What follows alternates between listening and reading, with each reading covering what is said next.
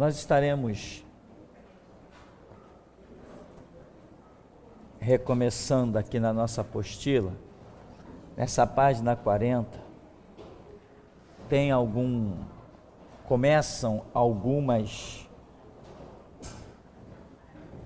pontos de vista, alguns estudos, como por exemplo aí eu intitulei, por exemplo, Batalha Espiritual. Na verdade, tudo que acontece sobre a vida de um ser humano, todas as guerras existentes no planeta Terra, são batalhas espirituais. Só que nós muitas vezes não entendemos assim, devido à maneira que vivemos, as coisas que aprendemos. Até nós entendermos que tudo é espiritual, demora um pouco, e às vezes demora muitos anos para que nós entendamos que tudo é espiritual, né? Nós temos aí um camarada que está dominando o Rio de Janeiro aí com obras, e uns dizem que ele está ficando pobre, eu duvido muito, outros dizem que ele enriqueceu mais, isso é possível, mas enfim. E o que acontece? Depois que esse cidadão começou a imperar aí no Rio de Janeiro, o número de acidentes e mortes tem crescido muito no Rio de Janeiro. E aqui, uma das visões de sexta-feira, Deus mostrou um corpo sepultado dentro de um viaduto, numa das áreas de um viaduto novo que foi construído aqui na própria rodoviária Novo Rio. E justamente, parece que na semana seguinte, um motoqueiro ali bateu, bem ali, caiu e se esborrachou, depois de Deus ter mostrado essa visão aqui no ministério. Enfim, trechos de onde esse camarada tem feito as suas obras, coisas horríveis têm acontecido. Não sei se foi dentro de um estádio, morreu várias pessoas. Quem lembra quantas pessoas morreram? Itaquerão 3, mas teve um lugar que morreu, parece 8 ou mais pessoas. Negócio de um guindaste que desabou. Nordeste? Pois bem, então isso tudo tem a ver com o espiritual. Só que nós cristãos, às vezes nós separamos coisas naturais e espirituais. Irmão, deixa eu dizer uma coisa para você. Não existe nada natural. Tudo que existe é espiritual. Você não é um ser natural. Você é um ser espiritual. Então, quando nós não conseguimos identificar ações espirituais na questão, temos a tendência em pensar que aquilo é natural. Não, meu irmão. Se faltou o pão na tua mesa, isto é espiritual. Porque quando você está com Jesus, você não é suprido pão? O espiritual Jesus supre o pão da minha mesa. Tá, a falta do espiritual Jesus dá brecha para o espiritual diabo e as coisas acontecem. Às vezes você quer realizar algumas coisas e sente os bloqueios. Quantas pessoas já disseram assim: caramba, estava tudo pronto, tudo preparado, estava tudo certo, era só assinar um papel, de repente mudou tudo. Quantas e quantas vezes isso acontece? É natural? Não, nada, você tem que entender isso, nada é natural. Então quando você olha para uma situação e diz assim, isso aqui vai ser 2 mais 2 igual a 4, não é bem assim. Tudo tem que ser levado na força da oração, na disposição de buscar a face de Deus e seguir uma direção. Tudo é espiritual. O que o Senhor Jesus disse? Algumas coisas jaz no maligno. O mundo jaz no maligno. Escapou alguma coisa? Ficou alguma coisa de fora? O mundo jaz no maligno. Então o mundo está envolvido em uma ação espiritual maligna. Aí a igreja, o nome igreja significa chamados para fora. Esse é o nome igreja. Chamados para fora do mundo. Tá, pode ser também. Mas chamados para fora da ação espiritual do maligno que está no mundo. Porque Jesus colocou limites, não colocou? Quando ele disse o quê? Eu edifico a minha igreja contra as portas do inferno. Então ele deixou, porta significa limite. Ele deixou claro que a sua igreja não é invadida pelo diabo, não há comunhão. Então nós não vivemos no maligno. Estamos no mundo, mas do mundo não somos, como Jesus orou. Pai, eu não peço que os tire do mundo, mas eu peço que os livre do mal. Então, tudo é espiritual. Tudo é espiritual. Não ouse, irmão, não ouse pensar que as coisas são naturais. Se você entender que tudo é espiritual, você vai se aplicar à oração, vai se aplicar à busca de Deus e você vai ter resultados positivos. Porque tudo é espiritual. Você é um ser natural? Você não é um ser natural. Porque a Bíblia diz que quando Deus te fez do pó da terra, você falou? Quando Deus te fez do pó da terra? Não. Você se mexeu? Não. Você pensou? Não. Você enxergou? Não. Você não fez nada disso.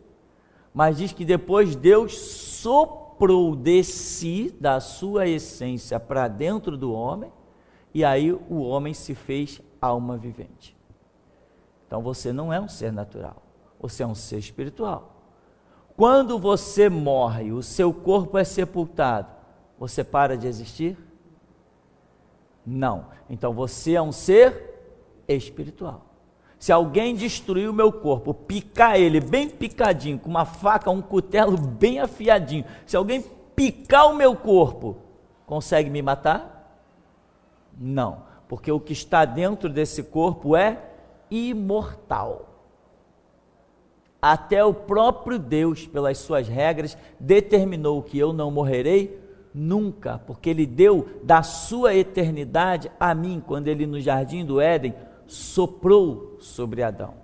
Eu sou um ser eterno, e aí inclui aquilo, ou salvo ou condenado. Eu sou eterno, eu nunca mais deixarei de existir, eu existirei para sempre, ou condenado no tormento da ausência da graça de Deus no inferno, ou na glória de Deus. Eu sou eterno, eu sou indestrutível. Por que sou indestrutível? Porque Deus determinou assim. Agora, Deus tem poder de me aprisionar. Não é isso que Ele fará com os anjos, que também são eternos, que não sustentaram o seu principado, mas se rebelaram? Não temos hoje anjos que estão presos no chamado abismo, né?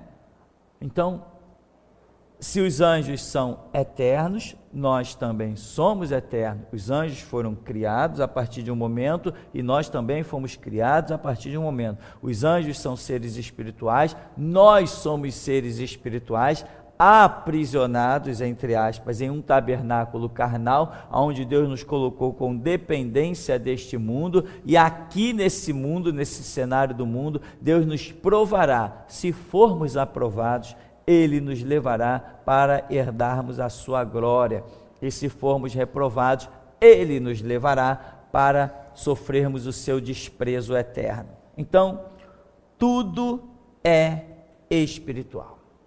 Então eu digo, irmão, vai viajar? Ora primeiro. Vai comprar um carro? Ora primeiro. Vai fazer um bom negócio? Caramba, esse é um negócio, como costuma dizer, né? Um negócio da China, né? Cuidado, irmão, da China não costuma vir boas coisas, não.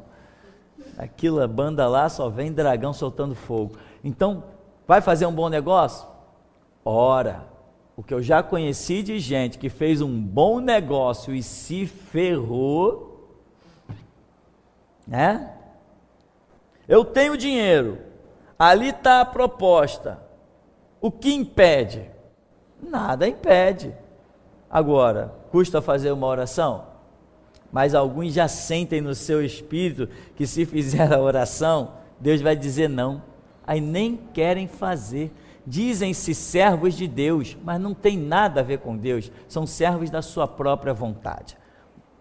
Aqui diz assim, olha, tem aí Daniel 10, se você quiser depois dar uma lidinha, diz, um dia a harmonia do universo foi quebrada por uma das criaturas de Deus que, fazendo uso do seu livre-arbítrio, resolveu rebelar-se. Isaías 14. Ezequiel 28. O querubim que rebelou-se convenceu outros anjos a tomarem parte em sua profanação. Apocalipse 12. Nem todos os rebelados estão livres, mas um dia todos serão soltos para cumprimento dos desígnios de Deus. Apocalipse 9. O império das trevas estava quase absoluto, quando os reis magos avistaram uma nova estrela, revelando que um novo império despontará. Entendeu? Mateus capítulo 2. Então, o que aconteceu? O império das trevas estava praticamente absoluto, porque até aqueles que seriam sal da terra e luz do mundo e cidade edificada sobre os montes, estou falando de Israel, haviam se vendido completamente. Haviam negligenciado Deus, e Deus os subjugou a povos pagãos. Roma está dominando, e ainda assim Deus manteve uma essência em Israel, e essa essência do próprio sacerdote se curvou a Roma. Então, os que foram primeiramente chamados para sal da terra e luz do mundo foi Israel. Israel caiu. Então, muita gente imaginou que o Messias deveria vir quando Israel estivesse, como se pensa hoje, quando o mundo estiver em plena paz, Jesus voltará. Não, Jesus precisou voltar para restaurar Israel. Ou, como Israel não quis, Jesus precisava chamar um novo povo, que foi a igreja, porque tudo estava perdido.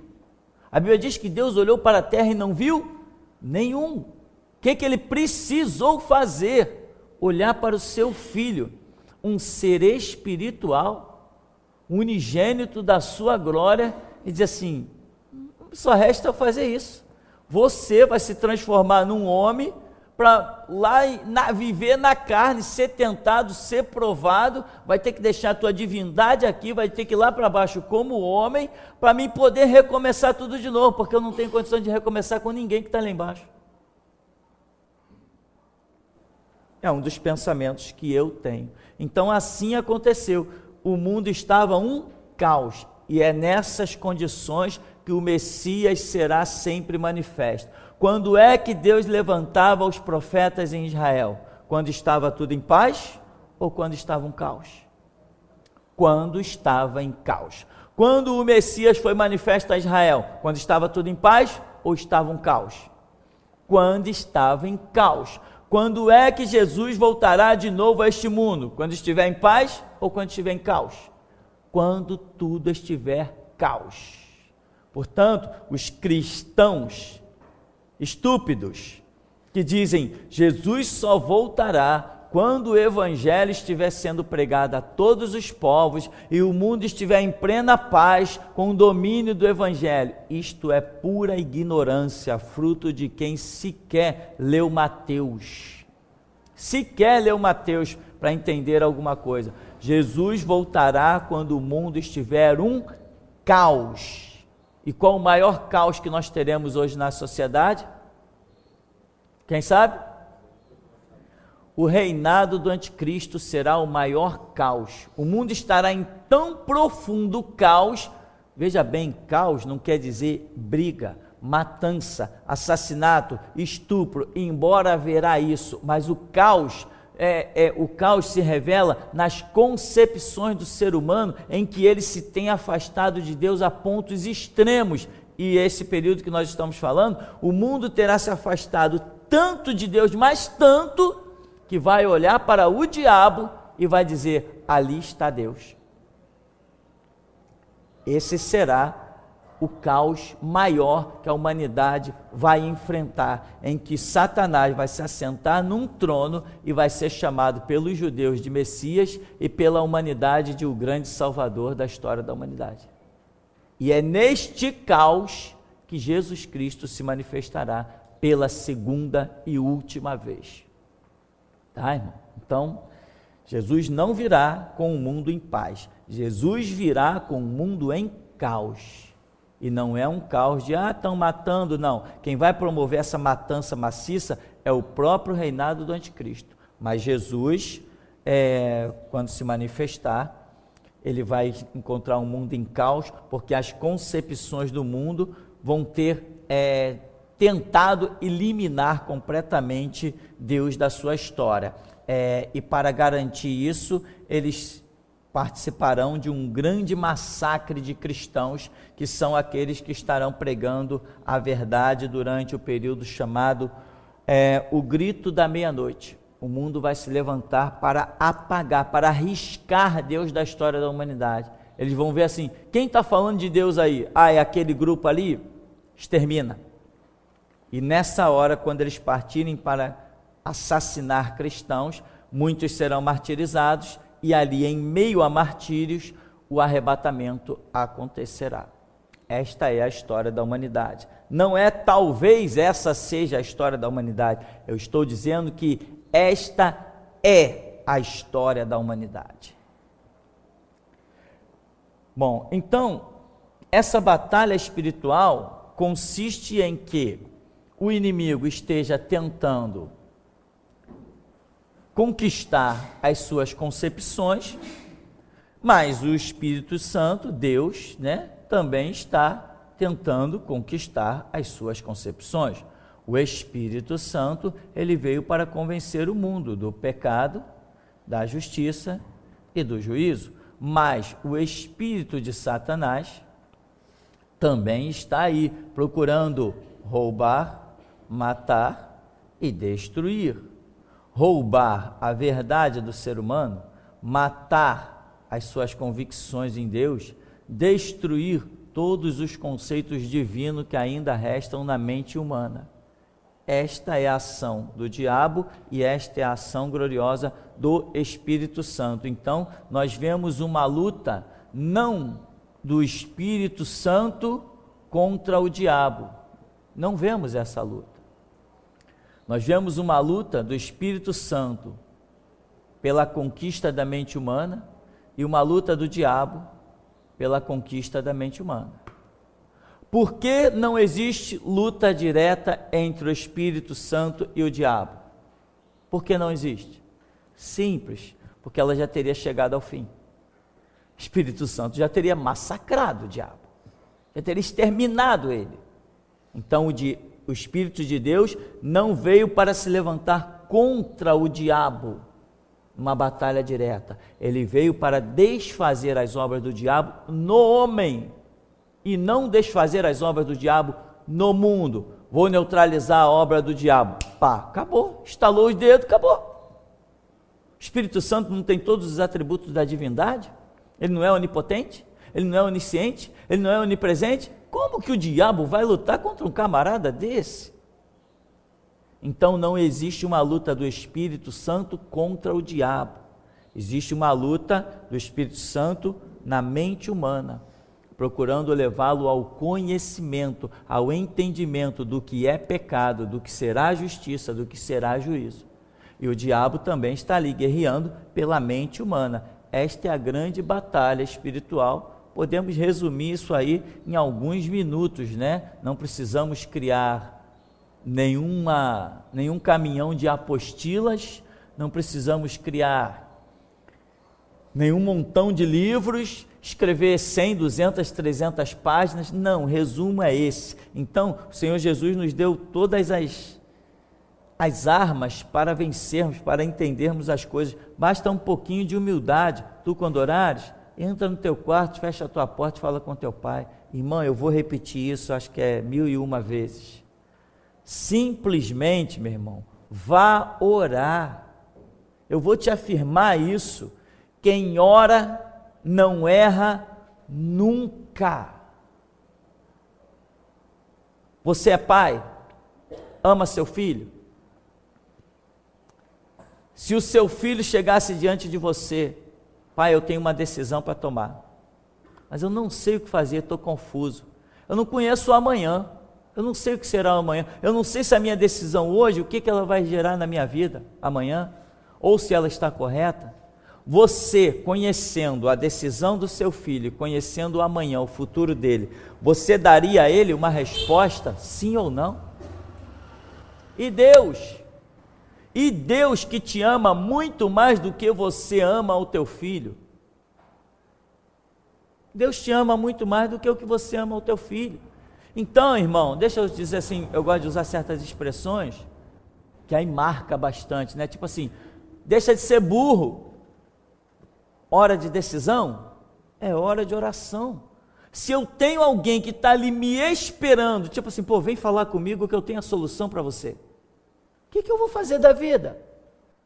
Se eu não conheço o amanhã, eu não sei o que vai acontecer daqui a 1 minuto. Se vai entrar um bando de cara aqui metralhando isso tudo? Se os policiais vão bater na porta dizendo que tu está preso? Eu não sei o que vai acontecer daqui a 1 minuto. Se vai cair um avião? Eu não sei. Mas existe alguém que sabe todas as coisas, e eu tenho acesso a esse tremendo soberano. Eu só preciso fazer uma coisa: caminhar até ele, só isso. Não há erro, não há dúvida, não há derrota para quem sabe o caminho de Deus. Jesus abriu o véu do templo, agora temos acesso a Deus. Tá, temos acesso a Deus, mas você tem usado esse acesso? Uma coisa é eu ter acesso a um iate para passear todo final de semana, e outra coisa é eu usar esse iate, está lá ancorado. Que iate maravilhoso, ele poderia me levar para as Ilhas Bahamas, para as Ilhas Malvinas, ele poderia me levar para tantos, mas eu não entro nele. Olha, deixa ele lá então ancorado. É assim que a vida espiritual acontece, porque não está escrito me achareis, está escrito o quê? Buscar-me-eis e me achareis. Não é simplesmente eu vou me manifestar. Não, não está escrito eu vou me manifestar. Está escrito ele me invocará e eu lhe responderei, eu vou me manifestar. Então nós temos que fazer essa nossa parte. Isso é a maneira de vencer o que nós chamamos de batalha espiritual. Onde está o diabo? Ah, está por aí perdido no mundo. Por aí perdido no mundo? Mas não está mesmo. O apóstolo Pedro escreve dizendo que o diabo ruge como leão, está ao derredor, buscando a quem possa tragar. Buscando a quem possa tragar lá no mundo? Não, para que ele vai se preocupar em atacar quem já pertence ao reino dele? Quem não lhe oferece nenhum perigo, nenhuma resistência. Toda a força que o diabo tem é investida contra a igreja do Deus vivo. E quando eu digo igreja do Deus vivo, eu não estou falando de uma placa escrito geração Jesus Cristo. Eu estou falando da tua vida, você que ousas buscar força para confessar que Jesus Cristo é o Senhor. O império do diabo, o diabo assovia lá, convoca todos os demônios e diz assim, aquele ali, ó, tá vendo lá, aquele cristão lá? Vamos contra ele. É assim, exatamente assim que as coisas funcionam, e isto é o que nós chamamos batalha espiritual, em que existe no mundo espiritual, vamos assim dizer, no mundo invisível, existe uma força maravilhosa nos conduzindo ao entendimento, e existe uma força maligna tentando nos cegar, como escreve Paulo. O diabo cegou o entendimento dos incrédulos, para que não lhes resplandeça a luz da glória do Evangelho de Jesus Cristo. E o Espírito Santo quer nos levar ao entendimento do Evangelho, e o espírito do diabo quer que nós não entendamos o Evangelho. E eu falei, eu usei exatamente essa palavra, meu irmão, eu falei, entender, tá? Entender, não é ler. O ler é uma base, o ler é a base 1, você precisa ler, ou ainda, com tantos recursos, graças a Deus hoje, ouvir, isso constitui uma base número 1. Agora, ler, ouvir. Entender mais profundamente, aí você já tem que se incluir no que diz o Salmo número 1. Bem-aventurado o que medita de dia e de noite. E Jesus falou lá em João 5,39, o que falou lá? Examinai as Escrituras, e eu gosto muito desse termo, porque exame é um termo científico. Examinar alguma coisa é quando se olha através de uma lente de um microscópio, quando se usa corantes para pingar em cima de uma substância para ela reagir, quando se usa fatores para dar contraste àquilo que você está observando. Não é uma coisa, dei uma olhadinha, olhei, vou para casa. Não é isso. Um cientista, às vezes, para descobrir uma coisa debaixo da lente de um microscópio, ele leva 6 meses. O mundo passou décadas depois de certos avanços científicos, o mundo passou décadas para conseguir codificar um negócio chamado DNA. E quando o DNA veio à tona, muita máscara caiu, né? Vamos deixar os detalhes para depois. Então, meu irmão, exame é uma palavra importantíssima.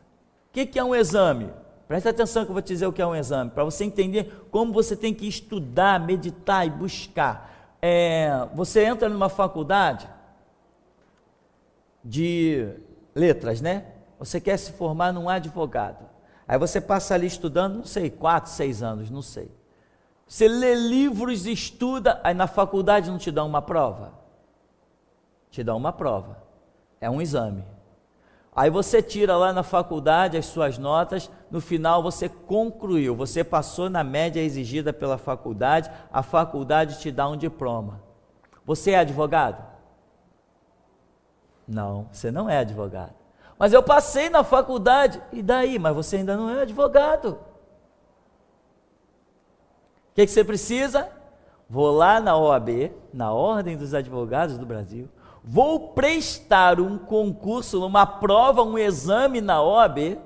Se eu passar na OAB, eles vão me dar um númerozinho chamado o quê?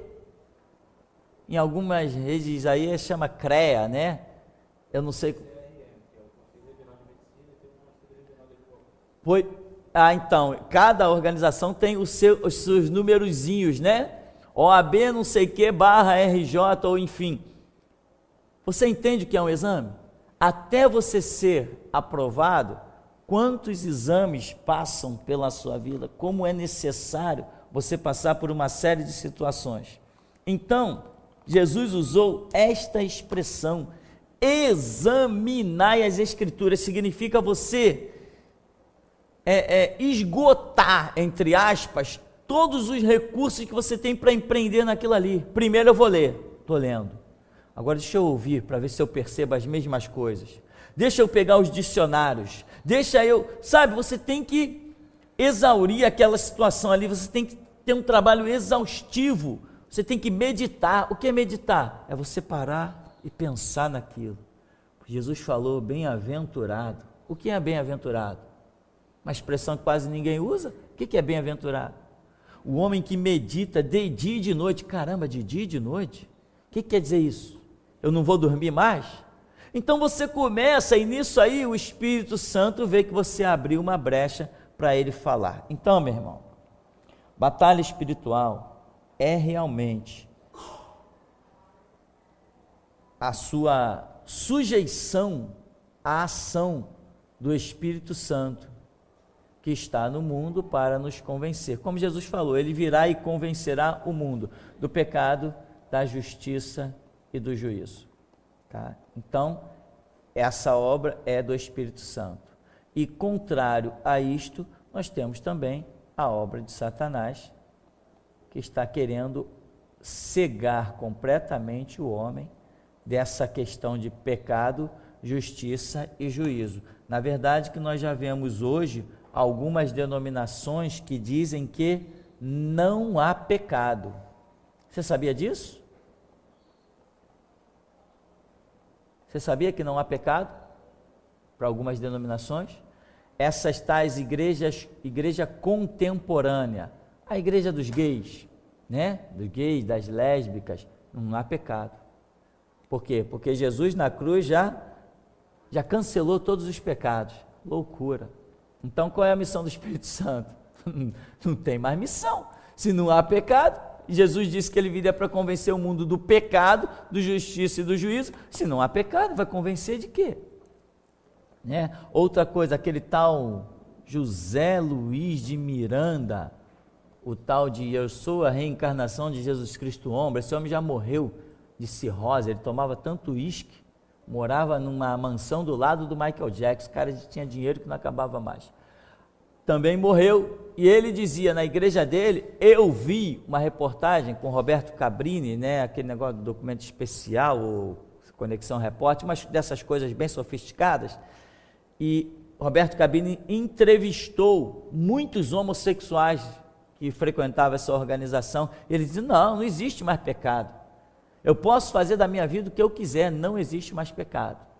Outra pessoa que não foi pastor porque era da Universal, nunca foi bispo porque era da Universal, nunca foi nada porque era da Universal, né?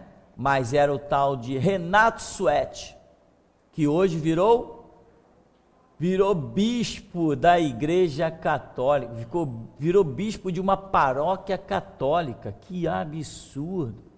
Porque esse cara não deu um tiro na cabeça? Seria muito mais lucro para ele. Esse camarada também dizia, não tem mais pecado, porque Jesus já levou todos os nossos pecados na cruz. Lá na cruz, Jesus venceu o diabo. Se na cruz Jesus venceu o diabo, então Jesus eliminou o pecado. Não tem mais pecado. Ninguém mais peca.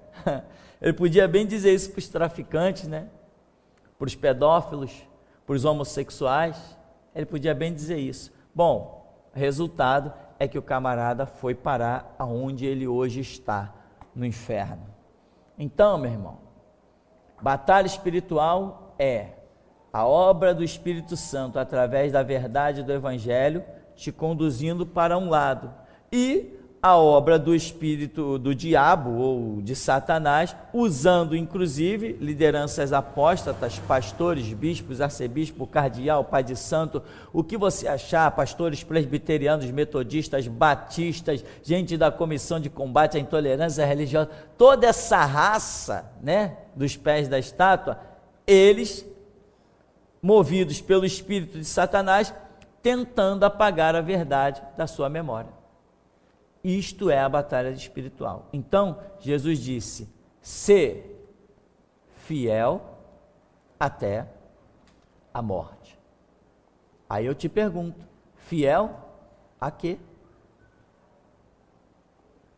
Fiel a quê? Se não há mais pecado, eu vou ser fiel a quê? O Evangelho me chama a santidade. Mas para que o Evangelho me chama a santidade? Se não há mais pecado, aqui eu tenho que ser fiel. Então eis aí a batalha espiritual. Quem tiver entendimento das coisas, vai adiante. Quem não tiver, fica por aí pelo meio do caminho, porque o povo é destruído por falta de conhecimento. E cá entre nós, mesmo que não hajam mais pecados, há certas práticas eu jamais me lançarei, porque as reprovo, né? Mas tem pessoas não, que têm prazer no pecado. Tem gente que tem prazer em ter 10 mulheres, outros acham que isso dá mais dor de cabeça do que prazer, mas cada um tem seu pensamento. Tem gente que tem prazer na pedofilia, né? Agressões, traumas, e por aí vai, hajam horrores na sociedade. Então, a quem você se entrega, este se constitui o teu Senhor, tá? Tem na sequência um estudo, o poder do novo e eterno império. O que isso aí nos dá? O entendimento. Isso aí nos dá entendimento do nosso posicionamento com relação a obra que Deus realizou nas nossas vidas. Você vivia de uma maneira, você se comportava de uma maneira, você tinha um conhecimento, você tinha algumas coisas a seu favor, algumas coisas contra. Aí vem Jesus e realizou uma obra. Que obra Jesus realizou? Se eu não entender que obra ele realizou, eu vou ser sempre o crente fraco, eu vou ser sempre aquele crente. Jesus é amor, Jesus morreu por mim na cruz para perdoar os meus pecados, para me levar para o céu. Acabou a minha vida. É isso que eu entendi? É isso que eu vou viver. Se eu entender alguma outra coisa a mais, eu vou viver também isso a mais que eu entender. Se eu entender outra coisa a mais, eu vou... Não é assim que acontece? Eu vou vivendo as coisas que eu vou entendendo. Porque eu não consigo viver o que eu não entendo. A nossa caminhada é de fé. E fé é igual a convicção. Quem tem fé é porque tem convicção, entendimento em uma determinada situação. Isto é a fé. Então, há um poder dispensado às nossas vidas, né? Aqui tem várias referências, né? Isaías 61, Mateus 28, Marcos 16, Lucas 10, por exemplo, Lucas 10, 19 diz: eis que eu vos dou poder para pisar serpentes e escorpiões e toda força do inimigo, e nada vos causará dano algum. Quer dizer, o que Jesus está dizendo? Que a nível de poder das trevas, ele me colocou totalmente soberano. Eu vos dou poder para pisar, quer dizer, para subjugar serpentes e escorpiões, que são símbolos das organizações satânicas, toda a força do inimigo, e nada vai me causar dano algum. Nada vai me causar dano algum. Ou seja, mesmo que eu morra, como Estevão, como Tiago, como Pedro, como Paulo, enfim, como Senhor Jesus Cristo, mesmo que eu morra, ainda assim será sem dano algum. O mundo não pode me causar dano algum. Então o que eu vou fazer? Vou partir com tudo para cima do mundo. Com tudo o quê? Com tudo nos termos da direção de Deus, ou seja, Deus vai me dar uma direção e eu não vou saber na minha vida o que é medo, nem dúvida, nem talvez. Se eu souber que eu entrei no meu canto e o Senhor Deus Todo-Poderoso falou comigo, o mundo sai da minha frente ou eu vou pisotear ele. Mas isso é uma questão de entendimento. Isso, né, nessa sequência de batalha espiritual, irmão, você só combate contra um inimigo se você souber que pode vencê-lo. Se você olhar para um inimigo e disser assim, eu jamais venceria esse cara, você vai para o campo de batalha? Não vai de jeito nenhum, não tem como. Se você olha para um camarada todo de pedra, além de pedra, revestido com uma armadura, além disso, com armas, um camarada de 15 metros de altura, aí você se olha assim, caramba, eu não tenho como vencer esse cara. O que você vai fazer? Você vai sair fora. Agora, se você olhar e disser assim, caramba, esse cara é bem forte, né? Mas quer ver como ele vai cair? Aí você vai para o campo de batalha.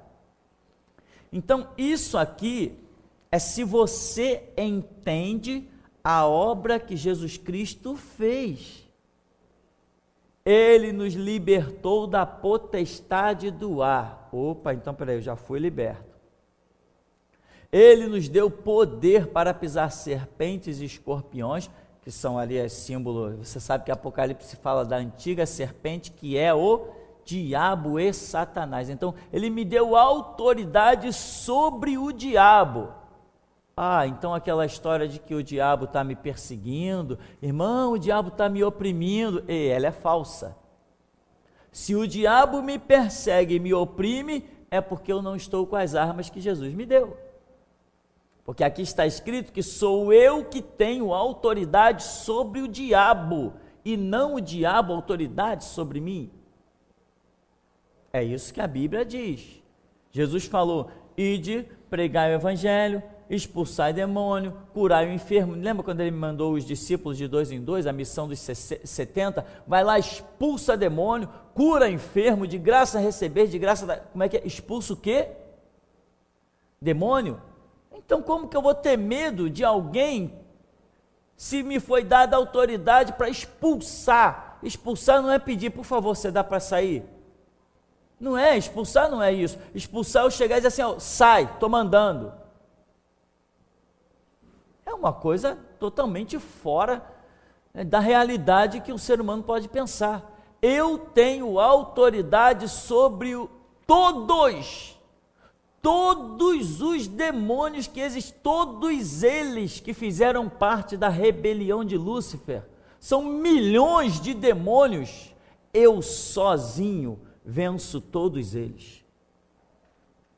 Milhões de demônios os mais terríveis, os mais imensos, os mais fortes, os mais poderosos, que foram querubins ungidos, que foram, não sei se tem no meio arcanjos, não sei se tem no meio serafim, eu acho que serafim não tem, mas não sei, não importa. A partir do momento que eles passaram a fazer parte do reino das trevas, e eu saí do reino das trevas e passei a fazer parte do reino da luz, o menor na casa do nosso Pai supera toda a força do inimigo. Isso é uma questão de entendimento. Eu sei que você já deve lembrar aí de alguém que diz assim, irmão, ora por mim, o inimigo está furioso e, sabe, o diabo está oprimindo a minha casa. Meu irmão, o diabo só oprime quem é mais fraco do que ele. Se eu tiver entendimento que eu sou mais forte que o diabo, eu me levanto contra ele na oração, e certamente ele não vai aparecer como covarde que sempre foi em toda a história da humanidade, porque se ele aparecer eu pego ele no chifre. Agora, já que ele não aparece, eu guerreio no mundo espiritual, eu acabo com ele no mundo espiritual. É a minha fé. Deus, envergonha Satanás agora, joga ele por terra, eu piso na cabeça do diabo, e você está falando aqui, a coisa está acontecendo lá. Essa questão da obra que Jesus realizou, se eu não entendo ela, irmão, ferrou. Se eu vou viver que nem esses crentinhos por aí, né? Irmão, vocês oram por mim lá na igreja, que a coisa está feia, né, irmão? Está feia e vai ficar mais feia ainda, irmão. Se você não despertar para a realidade da obra que Deus fez na tua vida, o que resta para você? Você tem que levantar, como a Bíblia diz, desperta tu que dormes, ressuscita-te dentre os mortos, Cristo te iluminará. Então veja aqui, ó, diz, em Isaías 61, o que diz lá? Jesus está falando, a profecia, né? Tem uma expressão lá, eu estou sem a minha bíbliazinha aqui. Ah, sim, né? A profecia sobre Jesus. O Espírito do Senhor Deus está sobre mim e Ele me ungiu. Aí vem aquela lista, para libertar os cativos, para restaurar os oprimidos, tal. O Espírito do Senhor Deus me ungiu. Aí vem Jesus e diz assim, como o Pai me enviou, eu envio vocês. Caramba, então Isaías 61 está falando de quem? De mim. O Espírito do Senhor Deus me ungiu. Agora depende de como eu entendo isso. Eu já entendi, agora cada um tem que entender, porque existe uma pregação, existe uma ação do Espírito Santo, mas o que cada um permite penetrar na sua vida ou não, faz parte do livre-arbítrio, né? Inclusive na última semana, nas 2 últimas semanas, Deus tem mostrado aqui dentro da igreja vários episódios, eu pregando e pessoas de costas, uns virados para frente, outros totalmente virados para trás, não estão dando ouvidos à palavra. Aí mostrou também situação de pessoas, eu pregando e pessoas de lado, virada para o seu irmão, outra virada, tal, também mostrou. Também um irmão que só costuma vir na igreja até só domingo à noite, tem lá as dificuldades do comércio dele, enfim, cada um tem a sua luta, e ele vem e ele me contou um sonho, que ele estava de pé e eu pregando em direção a ele e várias pessoas à volta, mas enquanto eu pregava, as pessoas estavam conversando, estavam brincando, não estavam atentando, e eu pregando do púlpito e as pessoas não atentando. Ora, eu sei disso, isso não é novidade para mim. Quando eu mesmo estou pregando, eu vejo pessoas olhando para o teto, pessoas olhando para o irmão, pessoas totalmente distraídas com as criancinhas. Eu vejo isso. Não precisaria nem Deus revelar que enquanto eu estou pregando tem gente de costas. Não precisaria, eu estou vendo isso naturalmente do púlpito, eu estou vendo isso. Porque quando eu entrava na igreja, meu irmão, eu não queria saber de conversa. Quando eu entrava na igreja com a minha ex-esposa, na época, meu filho pequeno, quando ela vinha falar alguma coisa comigo, eu dizia assim, não, depois do culto a gente conversa. Eu entrava na igreja, não era para ouvir minha mulher, nem meu filho, nem meu pai, nem minha mãe. Eu entrava no culto, na igreja, para ouvir a pregação. Eu acreditava que era ali que Deus ia falar comigo. Agora eu sei, eu estou pregando, tem gente de costa, isso não é novidade, tanto que Deus já falou que não vai poupar ninguém, que vai fazer uma seleção, que será semelhante ao dilúvio. Meu irmão, isso aí só é motivo para mim de lágrimas, mas eu não posso parar a minha missão, né? Não posso viver a vida pranteando por quem Deus cortou, senão o que Deus vai dizer para mim? A mesma coisa que disse para Samuel, até quando tu vai ter dó do cidadão, se eu já o rejeitei? Quem rejeita ou quem aprova, não sou eu, não tenho esse poder, essa obra não é minha, eu não sou dono dessa obra, não sou eu que a realizo, eu sou um mero instrumento que Deus, por uma misericórdia que eu sei lá onde que Ele achou, me incluiu nesse projeto. Agora, eu vou lutar com todas as minhas forças para que Jesus continue sempre achando em mim um motivo de sorriso e não de ira. Bom, então Isaías está dizendo, como o Espírito do Senhor Deus está sobre mim, é uma profecia sobre Jesus, e se é sobre Jesus, é sobre mim, porque lá ele vai dizer no Evangelho, como o Pai me enviou, como está escrito em Isaías, eu também envio vocês, ide por todo mundo, libertai o cativo, restaurar o oprimido, de graça recebeste, de graça dai, expulsai demônio, curar enfermo. Então eu tenho essa autoridade? Tenho, mas eu não estou sentindo ela na minha vida, mas ela está à minha disposição, eu vou buscá-la. Quando eu buscar e receber, eu vou sentir que o Espírito Santo testifica com o meu espírito. Quando eu sentir aquilo ali, acabou, meu irmão. Porque a autoridade no mundo espiritual não é uma autoridade que eu li na Bíblia apenas que ela existe. Eu tenho que senti-la dentro de mim, eu tenho que recebê-la.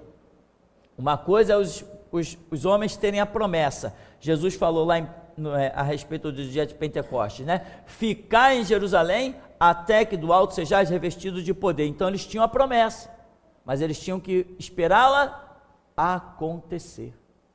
Eles obedeceram, eles ficaram em Jerusalém, eles buscaram, eles receberam. Quando receberam, se ouviu, estes que transtornaram o mundo chegaram também até nós.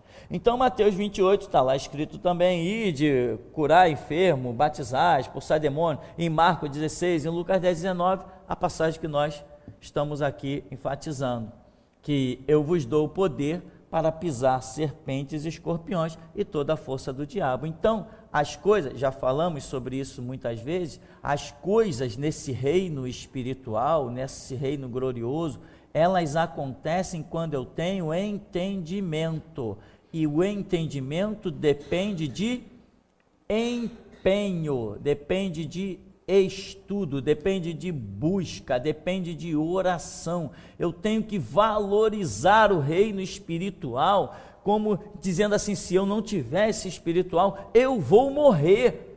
Se eu não tivesse espiritual, toda a minha geração, a minha descendência vai viver em maldição, porque se eu não brilhar com a luz da glória de Cristo, eu vou deixar de herança apenas trevas. Dependendo do valor que eu der a essa escritura, a obra que Cristo realizou e do que eu entender realmente disso, é assim que a minha vida vai ser, meu irmão. Então isso aqui, pastor não pode fazer por ninguém, pregador não pode fazer por ninguém, é cada um que tem que fazer por si mesmo. Eu já falei aqui várias vezes, né? Muitas vezes, se eu fosse depender de exemplos dados pelos meus pastores, eu estaria ferrado, meu irmão. Tive um pastor batista que ele dizia assim, não, eu creio no falar língua estranha, mas a igreja não quer, então eu não prego. Eu falo, tinha um descaramento de dizer, eu falo língua estranha na minha casa, mas na igreja eu não falo, porque a igreja não quer. Olha só, isso é pastor? Tanto não era pastor que quando recebeu uma proposta salarial maior de outra igreja, ele largou uma igreja e foi para outra. Ora, irmão, Onde já se viu isso? Um pastor, um homem que larga uma igreja e vai para outra por causa de proposta salarial, isso é pastor? Não, na Bíblia isso tem outro nome, mercenário. Então, o poder do novo e eterno império, foi isso que Jesus Cristo fundou, um novo império, e essa palavra ofende muita gente, né? Ofende muita gente, e nós somos isso, império, geração Jesus Cristo, porque esta obra aqui vai se impor, e acredita, irmão, geração Jesus Cristo é um nome que mesmo depois, quando nós voltarmos no milênio, ainda será mencionado, e muito, mas põe muito nisso. No milênio nós pregaremos para pessoas crescerem espiritualmente e aconselharemos elas a procurarem ainda na internet os nossos trabalhos. Lá no milênio nós faremos isso. Bom, aqui fala também da armadura do novo império, né? Nós temos ali Efésios 6, que o apóstolo Paulo descreve aquela coisa fantástica da armadura de Deus, e eu acho muito incrível aquela descrição que ele faz da armadura, porque muitas coisas que foram tidas na igreja como costumes e tradições, como por exemplo, o jejum e a tal da Santa Ceia do Senhor. Isso que pessoas têm valorizado tanto durante centenas de anos, jejum e Santa Ceia, na descrição da armadura de Paulo, não entra. Paulo não considerava, ou o Espírito Santo não deu a Paulo, não considerou que jejum fosse algo que fortalecesse o crente. Participar da Santa Ceia do Senhor, o Espírito Santo não considerou essencial, fundamental para o fortalecimento de um cristão. Não faz parte nem jejum, nem Santa Ceia da armadura descrita por Paulo em Efésios capítulo 6. Isto para mim é fantástico, é muito incrível, né? Eu já calei muito crente, mas irmão, a gente tem que jejuar, subir monte. Eu falo assim, meu irmão, você conhece a armadura de Deus em Efésios 6? Jejum faz parte da armadura? Não faz. Então toma cuidado, é possível que você esteja apenas vivendo um costume ou tradições de igrejas que se infiltraram em nosso meio e que cá entre nós destruiu muita gente, porque teve muitas pessoas que passaram mais a confiar no seu jejum do que no seu Jesus. Foi a autoconfiança. Muitos confiaram mais no seu jejum do que no seu Jesus e acabaram se dando mal, né? Confiaram no ritual do pão e do vinho da Santa Ceia. Alguns mais espirituais, não, irmão, nós não tomamos vinho, nós tomamos o suco da uva, tá bom? Meus parabéns, seu espiritual, esse cara é fantástico. Então, nós tomamos o suco da uva que não tem álcool, aí é um boliche, meu irmão, é um efeito dominó, um abismo vai chamando o outro. Então, resultado, a armadura do novo império, descrita ali, e fala lá de uma espada, né? E depois em Mateus 10:34, o Senhor Jesus vai dizer que não cuideis que vim trazer paz à terra, eu vim trazer espada. Então, se há uma armadura e foi trazida a espada, opa, nós estamos diante de quê? De guerra. Guerra e muita guerra, tá, irmão? Agora, dando mais uma corridinha aqui, diz o campo de batalha. O campo de batalha, nós já mencionamos um pouco quando falamos sobre batalha espiritual. O campo de batalha compreende a mente, o entendimento humano. Se você não entende a obra de Cristo, acabou para você. O que um católico pensa da vida? Acender vela, batizar criança, rezar missas para tirar alguém do purgatório, ou sei lá por quê. O que é a vida de um católico? É isso aí, é a morte. O que um espírita entende? O espírita entende que o parente dele morre, daqui a pouco vai reencarnar. O que é a vida de um espírita? É a morte. E outros espíritas entendem que vai lá no terreiro, invoca o espírito de quem morreu, e a avó dele está falando com ele, a tia dele está falando com ele, o pai, a mãe está falando com ele. O que é a vida de um espírita? É o que nós conhecemos, é o caos, é o horror. E nós evangélicos? Ou seja, a vida de cada um de nós é aquilo que nós entendemos e buscamos da palavra de Deus. É isso mesmo. Agora, você não vai achar que isso vai vir para você simplesmente sentado no banco da igreja, ou chegar na sua casa, eu sou crente, tá? Andou na rua, eu sou crente, tá? Meu irmão, não é só isso, não. A Bíblia não ensina só você dizer que é um crente ou crer, mas a Bíblia te ensina a buscar coisas grandes e firmes que tu não sabes. A Bíblia te ensina a meditar, é todo um complexo, é uma guerra pela sua própria vida espiritual. Então aí está falando algumas coisas em 2 Coríntios, Romanos, não vos conformeis com este século, transformai-vos pela renovação do vosso entendimento, para que experimenteis qual seja a boa, perfeita e agradável vontade de Deus. Enfim, 2 Coríntios está dizendo que as armas da nossa milícia não são carnais. Se não são carnais, eu preciso conhecer o que são armas espirituais. As armas da nossa milícia não são carnais. Eu não vou passar de mão numa espada, em um punhal, em uma faca, em uma metralhadora, em um revólver.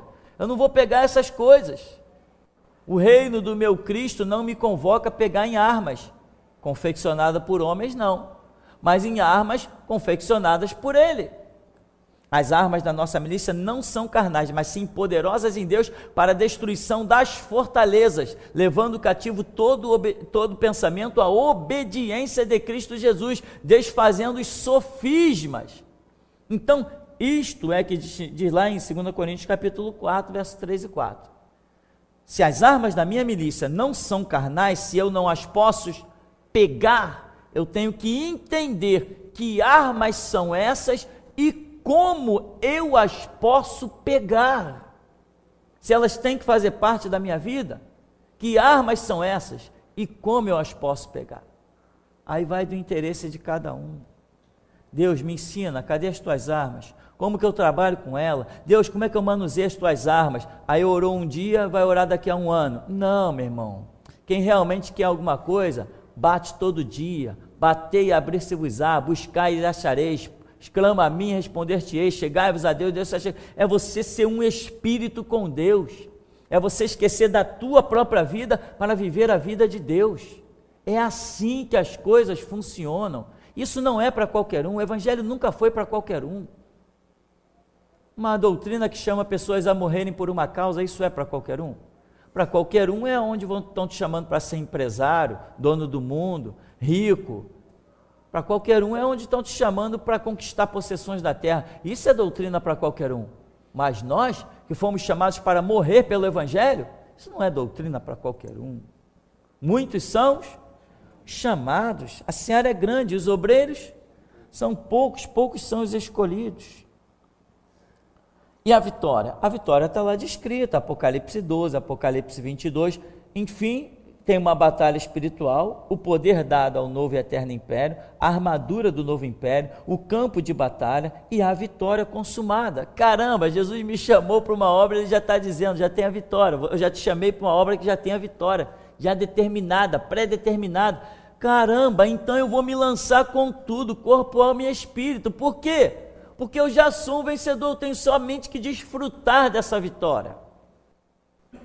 Agora, tem pessoas que não entenderam ainda a glória de você estar fazendo parte de um império, de um exército, de um mover, de uma ação do Espírito, na qual você já é vencedor e a sua vitória já está te esperando. Você está numa batalha que não há dúvida de que você vencerá. Basta seguir as regras da vitória.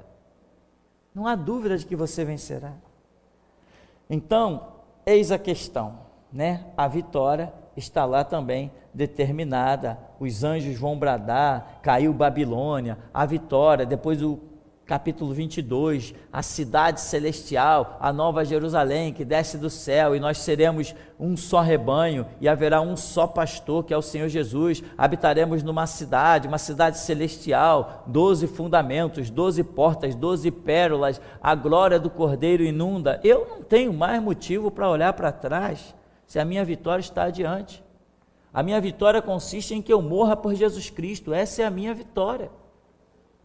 Ainda que Ele não me chame para morrer por Ele, Ele me chama para viver até morrer, viver o Evangelho até morrer.